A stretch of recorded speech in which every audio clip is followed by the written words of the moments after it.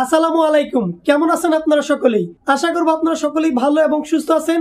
আমি আছি Kawsar Ahmed from SK computer tech. আমি সর্বশেষ আমার ইউটিউব চ্যানেলে যে ভিডিওটি আপলোড করেছি সেটি হচ্ছে দক্ষিণ কোরিয়া লটারি বিষয়। আমি ভিডিওটি আপলোড করার পর খেয়াল করলাম আমার কমেন্ট সেকশনে অনেকে এখনো অনেক পরিমাণ প্রশ্ন করতেছেন এই লটারি বিষয়। যদিও আমি চেষ্টা করেছি সবার কমেন্টের উত্তর দেওয়ার জন্য এবং আশাবাদী যে যারাই প্রশ্ন করেছেন সবাই উত্তর পেয়েছেন। আমি লাস্ট ভিডিওটিতে সম্পূর্ণরূপে বিস্তারিত বুঝিয়ে দিয়েছি, তারপর অনেকেই কমেন্ট করতেছেন। যাই হোক, যার যার জানার আগ্রহ থেকে অনেকেই প্রশ্ন করেছেন। তো আজকের এই ভিডিওটিতে আমি আরো পরিষ্কারভাবে জানিয়ে দিব এবং আপনারা যারাই কমেন্ট করেছেন অনেক প্রশ্ন জানতে যাচ্ছেন সবকিছু আমার এই ভিডিওতে জানানোর চেষ্টা করব। তবে ভিডিওর শুরুতে বলবো, যাদের কাছে 5 থেকে 7 মিনিট, ধরে নিতে পারেন 10 মিনিট আপনার হাতে মূল্যবান সময় আছে, তারা এই ভিডিওটি আমার এই ভিডিওটি একদম সময় নিয়ে দেখবেন, কোনো টানাটানি করবেন না। যদি টানেন তাহলে এই লটারি বিষয়ক বিস্তারিত আমি যতটুকু বলবো হয়তো আপনি কোনো দিক থেকে কোনো কিছু নাও জানতে পারেন। এবং যাদের কাছে এই 10 মিনিট মূল্যবান সময়, আমার এই ভিডিও দেখার কোনো সময় নেই, তারা এই ভিডিওটি স্কিপ করে অন্যত্র চলে যেতে পারেন। দক্ষিণ কোরিয়া লটারি বিষয়ক যে নিয়োগ বিজ্ঞপ্তিটি প্রকাশিত করেছে ফেব্রুয়ারির 15 তারিখ বোয়েসেল কর্তৃপক্ষ। এখন এই দক্ষিণ কোরিয়ার লটারি দেখবেন, খেয়াল করে অনলাইনে প্রাথমিক নিবন্ধন 2024 ব্র্যাকেটে লেখা লটারি, এই নোটিশটি পড়বেন। 15ই ফেব্রুয়ারি কিন্তু ব্র্যাকেটে লেখা ভাষা পারদর্শী এই নোটিশটিও কিন্তু প্রকাশিত করেছে। বাট ভাষা পারদর্শীদের আবেদন কিন্তু ইতিমধ্যে 20-21 ফেব্রুয়ারি শেষ হয়ে গেছে, যা আমরা দেখতে পেরেছি প্রথম দিন 1 থেকে 1.5 ঘন্টার মধ্যেই সকল সিট ফিল আপ হয়ে গেছে। তবে লটারিটা এমন নয়, লটারি আপনি নির্ধারিত সময়ের মধ্যে করলেই হবে, মানে আপনি নির্ধারিত সময়ের মধ্যে আবেদন বা নিবন্ধন করতে হবে। তবে বিষয়টা হচ্ছে যত দ্রুত আপনি নিবন্ধন করতে পারেন। এখন আপনারা যারা লাস্ট আমার ভিডিওতে কমেন্টস করেছেন, এরকম অনেক প্রশ্ন আপনারা জানতে চেয়েছেন। তার মধ্যে হচ্ছে প্রথমত এক ভাই কমেন্টস করেছেন, ভাই আমি আবেদন করব, আবেদন কিভাবে করব তার ভিডিও চাই। ভাই আবেদন কিভাবে করবেন তার ভিডিও তৈরি করাটা আসলে আমার পক্ষেও পসিবল হবে না। কারণটা হচ্ছে এখন যে 2 থেকে 3 দিন সময় দিবে, সেটার জন্য আমি নিজেও আবেদন করতে খুব ব্যস্ত থাকবো। আমি বলে দেই, এই যে দেখেন eps.boesel.gov.bd, প্রথমে নোটিশের এই লিঙ্কটি কপি করবেন। এই লিঙ্কটি কপি করার পর আপনি সাইট বারে গিয়ে এখানে পেস্ট করবেন। পেস্ট করার পর আবেদন ওয়েবসাইটটা আসবে, নয়তো বা আপনি জাস্ট গুগলে চলে যাবেন।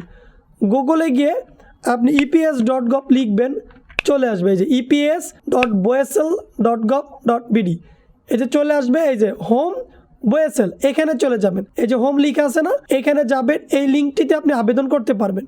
তবে আপাতত এই লিঙ্কটি অফ থাকবে, বা আপনি আসলে এরকম একটি পর্যায়ে দেখতেও পারেন। এই যে আসার পর এইভাবে আবেদন করতে হবে, সাবমিট অ্যাপ্লিকেশন। তো এরর লেখা আসতেছে, আবেদনের সময় শেষ হয়ে গেছে, এরকম একটি লিখা চলে আসবে। যেই দিন থেকে আবেদন শুরু হবে সেই দিন থেকে এই সাইটটি ওপেন হবে, আপনি সাবমিট অ্যাপ্লিকেশনে গিয়ে আবেদনটি করতে পারবেন। তারপর এক ভাই কমেন্টস করেছেন, ভাই আমার বাবা মার এনআইডি নাই, এখন আমি কিভাবে করব? কারণ বোয়েসেল নোটিশে স্পষ্ট বলে দিচ্ছে পিতা মাতার এনআইডি কার্ড লাগবে। দেখেন, পাসপোর্ট, জাতীয় পরিচয়পত্র, মানে আর অনেক কিছু তথ্য লাগবে।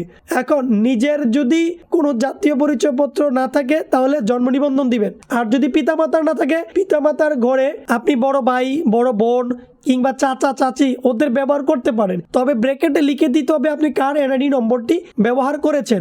এরকম নিয়ে বোয়েসেলের অফিসিয়াল পেজে আপনি সবসময় নোটিশ আপডেট পেয়ে যাবেন, আপনি তাদের পেজটা ফলো করলেই হবে। আরেক ভাই কমেন্টস করেছেন, পাসপোর্ট করা হয়নি, এখনো কি আমি লটারি ধরতে পারবো? না ভাই, প্রাথমিক নিবন্ধন করতে হলে আপনাকে পাসপোর্ট লাগবেই। আরেক ভাই কমেন্টস করেছেন, ভাই এই বছরের শেষ কি আবার নিবে, একটু জানাবেন প্লিজ। ভাই লটারি বছরে একবার হয়, তারপর বাকিটা দক্ষিণ কোরিয়া কর্তৃপক্ষ ইপিএস এবং বাংলাদেশ বোয়েসেলের উপর নির্ভর করবে। তারপর হচ্ছে আরেক ভাই কমেন্টস করেছেন, ভাই লটারিতে আবেদন করার পর কবে ফলাফল প্রকাশ করা হবে? তার কিছুদিন পরে আপনি লটারি ফলাফল প্রকাশিত হয়ে যাবে, আমি এই নোটিশে বাকিটা বলে দিব। আমি আরো কিছু কমেন্টস পড়বো, তারপরে হচ্ছে এইখান থেকে কি কি যোগ্যতা ও শর্তাবলী এটাকে একটু দেখেন। কোরিয়া ভাষা পরীক্ষায় অংশগ্রহণের যোগ্যতা দেখেন কি বলছে, কোরিয়ান ভাষা পড়া, লেখা ও বোঝার পারদর্শিতা থাকতে হবে। এটা বলে নাই লটারি দেওয়ার আগে এটা হচ্ছে ভাষা পরীক্ষায় অংশগ্রহণের যোগ্যতা। তো আপনি তো ভাষা পরীক্ষায় অংশগ্রহণ লটারি পাবার পরপরই ভাষা পরীক্ষা দিচ্ছেন না, আপনি লটারি পাবেন আগে কি করবেন, এই দেখেন আগে লটারি পাবেন, চূড়ান্ত নিবন্ধিত হবেন। চূড়ান্ত নিবন্ধিত হলে তারা একটা সময় দিবে ভাষা শিক্ষার জন্য, 3 মাস 4 মাস 2 মাস। এই সময়টার পরে গিয়ে আপনি কুড়িয়া ভাষা পরীক্ষা অংশগ্রহণ করবেন। লিখতে পারতে হবে, পড়তে পারা থাকতে হবে এবং বোঝার পারদর্শিতা থাকতে হবে। তারপরে আছে শিক্ষাগত যোগ্যতা, যেখানে প্রতিনিয়ত এক ভাই আমার ভিডিও সেকশনে কমেন্টস করেছেন যে শিক্ষাগত যোগ্যতা এসএসসি নিচে হলে হবে কিনা। না, শিক্ষাগত যোগ্যতা এসএসসি ও সমমান, মানে আপনাকে মাস্ট বি এসএসসি পাস থাকতে হবে।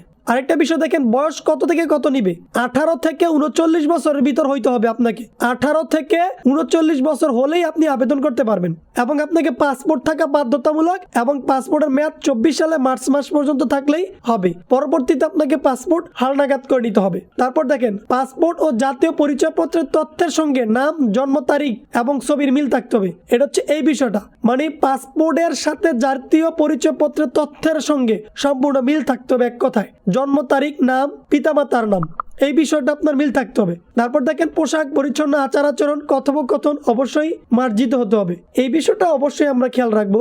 কালার ব্লাইন্ডনেস, মাদকাসক্ত, ফৌজদারি কারো অপরাধ আইন, দক্ষিণ কোরিয়াতে ইতিমধ্যে অবৈধভাবে বসবাস, দেশ থেকে নিষেধাজ্ঞা আছে, এরকম ব্যক্তির আবেদন করতে পারবেন না, আরো ইত্যাদি ইত্যাদি অনেক কিছু বিষয় আছে।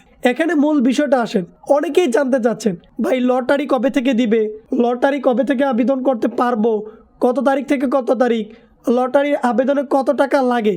আপনি লটারিতে আবেদন করতে পারবেন। খেয়াল করবেন, এই যে মার্ক চিহ্নিত জায়গাটা নোটিশে তারা সম্পূর্ণরূপে মার্ক করেছে। আমি আরেকটু জুম করে দেখাচ্ছি আপনাদের, একটু ভালো করে পড়বেন। আগামী 4 মার্চ মানে মার্চের 4 তারিখ সকাল 10টা থেকে 5 মার্চ মানে মার্চের 5 তারিখ বিকাল 5টা পর্যন্ত আপনি লটারির আবেদন করতে পারবেন। আগামী সোমবার দিন সকাল 10টা থেকে আবেদন শুরু, মঙ্গলবার দিন বিকাল 5টার মধ্যে আপনাকে আবেদন করতে হবে। কোথায় গিয়ে? এই ওয়েবসাইটে দেখেন eps.boesl.gov.bd। ইতিমধ্যে আমি একটু আগে দেখিয়েছি এই ওয়েবসাইট, এই যে দেখেন eps.gov.bd, এই অফিসিয়াল তাদের ওয়েবসাইটে গিয়ে আপনাকে আবেদন করতে হবে। নির্ধারিত নিবন্ধন ফি 500 টাকা, বিকাশ চার্জ অফেরার যোগ্য, মানে এটা আপনি অফেরার যোগ্য।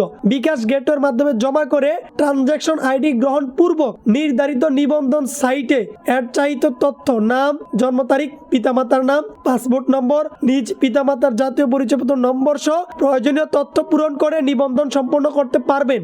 এখানে একটা বিষয় বোঝার চেষ্টা করবেন, আপনাকে আগে বিকাশ গেটওয়ের মাধ্যমে টাকা পেমেন্ট করতে হবে। পাসপোর্ট নম্বর দিয়ে টাকা পেমেন্ট করার পর যে ট্রানজাকশন আইডিটা পাবেন, সেই ট্রানজাকশন আইডি এবং পাসপোর্ট নম্বর দিয়ে আপনি এই ওয়েবসাইটে প্রবেশ করে তারপর আপনাকে আবেদন করতে হবে এবং যারা কাজ করবে তাদের নির্ধারিত একটা চার্জ আছে, সেটা আপনি দিয়ে নেবেন। এই বিষয়টা পরিষ্কারভাবে এই যে এখানে উল্লেখ করছে দেখেন, প্রার্থীগণ বিকাশের মাধ্যমে ফি প্রদান পূর্বক প্রাপ্ত ট্রানজাকশন আইডি সংরক্ষণ করতে হবে, কারণ এটি ছাড়া নিবন্ধন করা যাবে না। মানে এই ট্রানজাকশন আইডি ছাড়া কখনো আপনি অনলাইনে নিবন্ধন করতে পারবেন না। এই বিষয়টা আবার বলছি, ভালো করে খেয়াল করে নেবেন। আপনি 5 মার্চ বিকাল 4:30 পর টাকা পাঠাবেন না, কারণ 5টা পর্যন্ত আপনি আবেদন করতে পারবেন। দেন 4:30 হচ্ছে আপনার পেমেন্ট পাঠানোর শেষ সময়। এই বিষয়টা মাথায় খেয়াল রাখবেন। এবার আসি আমরা লটারিতে যারা আবেদন করবে, সেই ক্ষেত্রে লটারি কতজন পাবে। এই যে 3-5 লটারিতে প্রায় 12,400 জন নিয়োগ পাবে, লটারি পাবে 12,400 জন।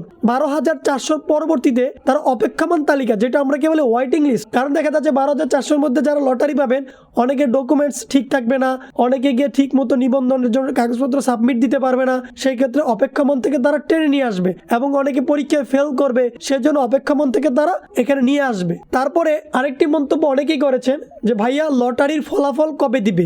লটারির ফলাফল দিবে 28 ফেব্রুয়ারি। তারা এখানে তারিখটি হয়তো লিখতে ভুল করেছে, কারণ আবেদনই হবে 4 মার্চ এবং 5 মার্চ, তো 28 ফেব্রুয়ারি কিন্তু তার পিছনের তারিখ।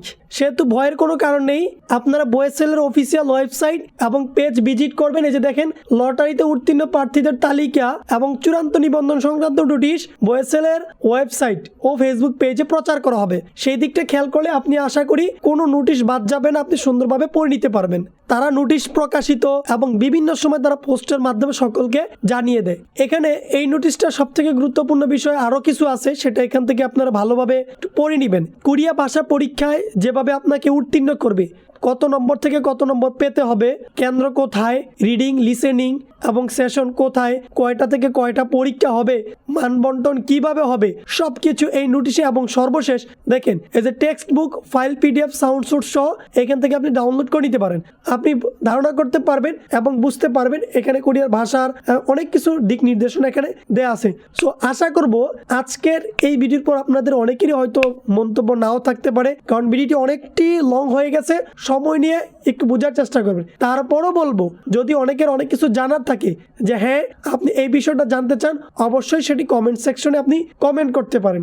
সো আজকের মতো ভিডিওটি এ পর্যন্ত সমাপ্ত করব।